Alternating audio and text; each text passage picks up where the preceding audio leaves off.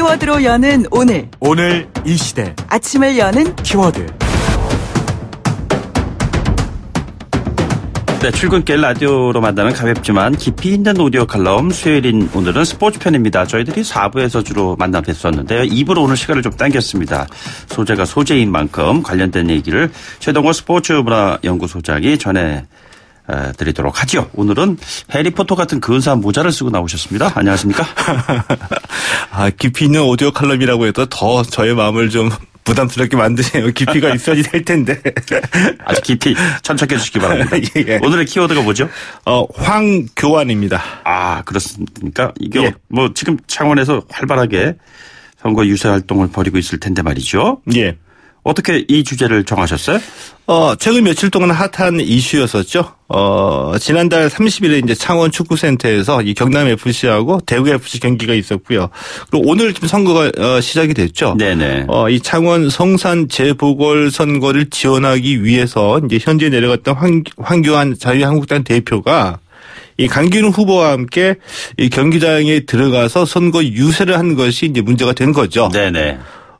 경남FC 측은 이 프로축구연맹 규정을 설명을 하고, 기호명이나 후보자 이름이 새겨진 그 선거 점퍼, 이거를 벗어야 된다.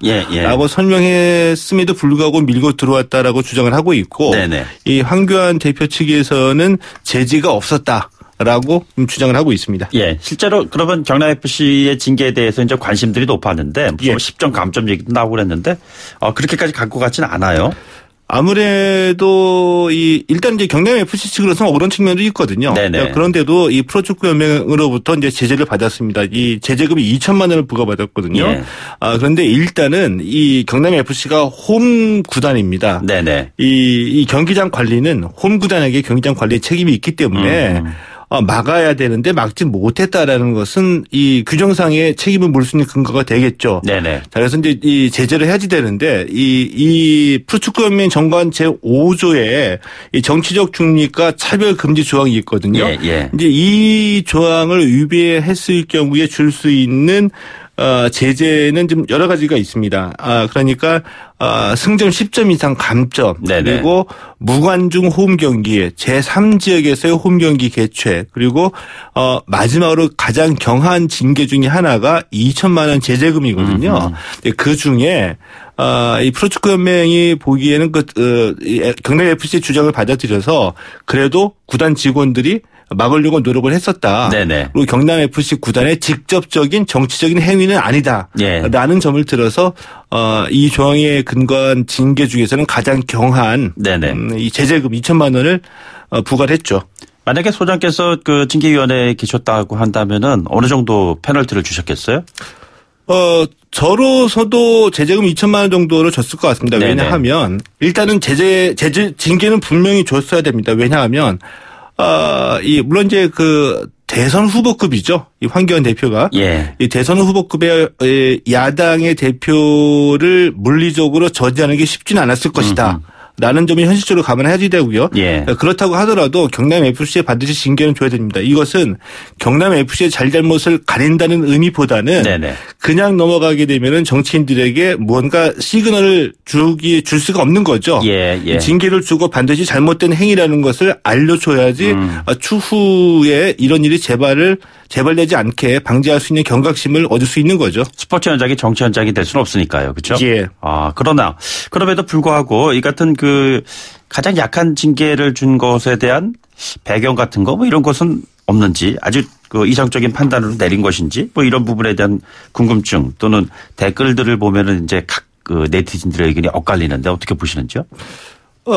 이 프로축구연맹으로서는 징계를 반드시 줘야 된다는 부담감을 갖고 있었고요. 예. 그리고 경남FC 구단이 앞서 말씀드렸던 것처럼 직접적으로 경기장 안에서 정치적인 행위를 한 것은 아니거든요. 네네. 때문에 정치적 중립성을 위반했다라고 보기는 힘듭니다. 예. 다만 이 경기장 안에서 발생하는 정치적 행위에 대해서 이를 제재할 책임을 지고 있는데 노력은 했으나 제재하지는 못했다라는 관점에서 징계를 줘야 되기 때문에 프로축구 정관 5조에서 규정하고 있는 그 징계 중에서는 그래도 이제 경한 징계를 줄 수밖에 없는 사안이다라고 네네.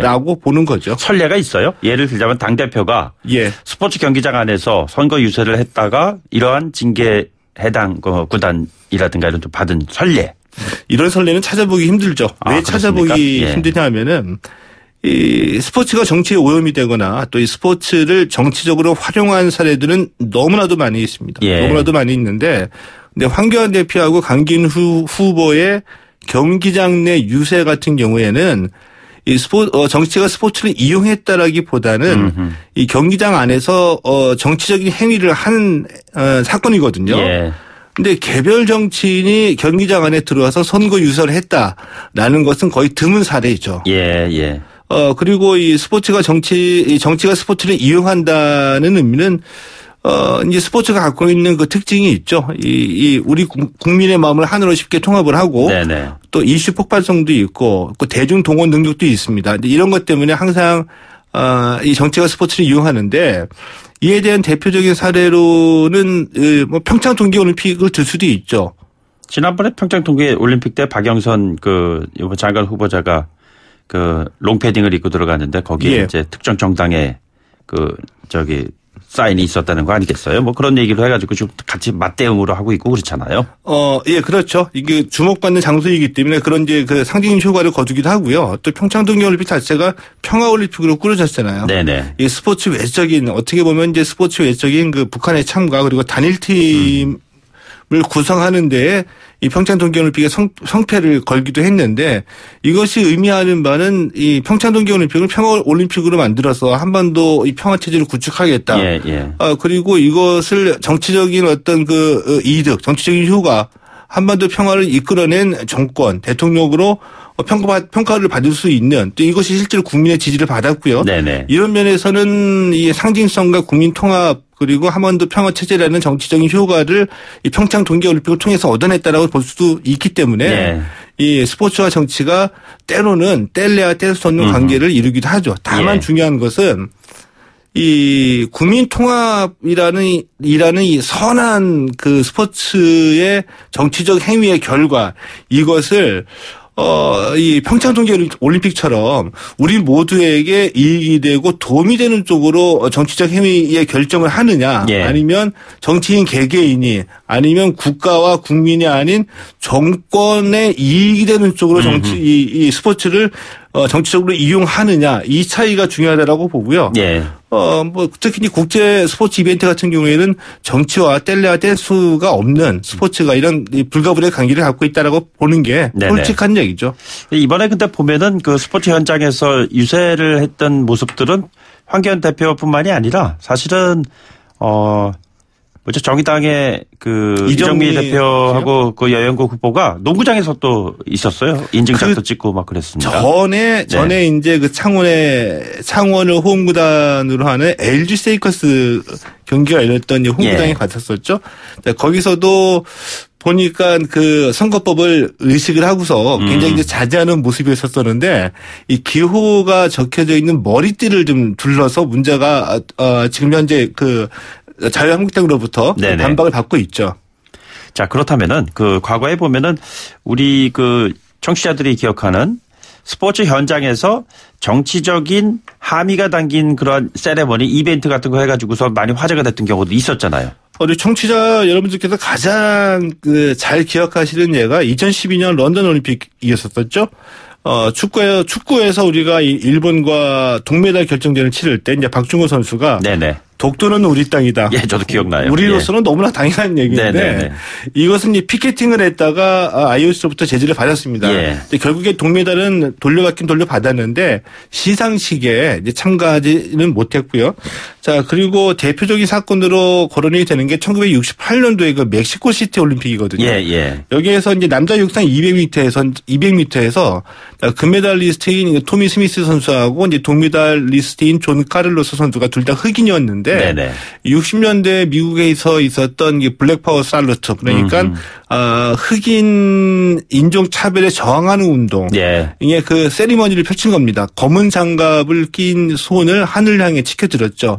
이것을 해서 이 IOC로부터 올림픽 참가 정지 징계를 받았고 미국 올림픽 위원회로부터는 영구 제명당하는 이런 이제 징계를 받기도 했었었죠. 그리고 아시아에서는 늘 일본의 옛날 일본 제국주의 일본 해군의 그 군기죠. 우기 청천한 우길기. 네네. 이 청천한 우길기가 늘 문제가 되거든요. 이 경기장에 들어와서 이 깃발을 들고 응원을 하는 겁니다. 예. 근데 금지된 행위이기 때문에 지난해 4월 같은 경우에서는 관중석에서 이 청천한 우길기가 등장해서 이 홈 구단이었던 가와사키 구단이 벌금 제재를 받기로 했습니다. 아, 그렇습니까?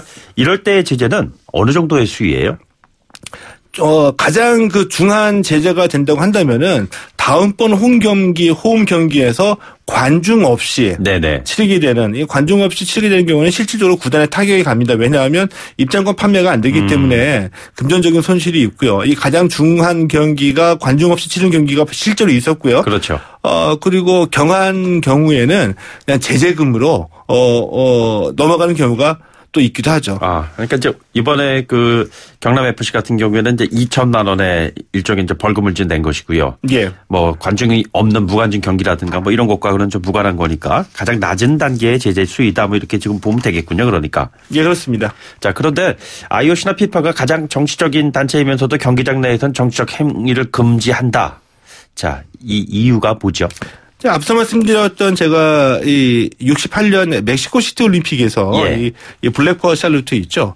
이 존 카를로스하고 토미 스미스라는 선수가 이 흑인 차별에 대한 저항을 상징하는 세리머니를 한 겁니다. 검은 장갑을 끼고서. 네네. 자, 그런데 우리가 한번 생각해볼 문제는 있어요. IOC가 내세우는 올림픽의 이상이 평화와 화합이죠.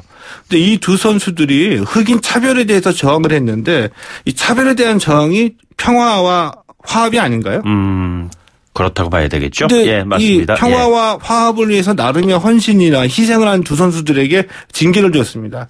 이 IOC로서는 이제 모순일 수도 있거든요. 네네. 이 세상에서 제가 보기에 가장 정치적인 스포츠 단체는 IOC나 FIFA입니다. 네. 근데 그들은 경기장 내에서는 정치적 행위를 철저하게 금지하고 있죠. 예. 왜 그럴까? 생각을 해보면 답은 간단하고 명료한데요.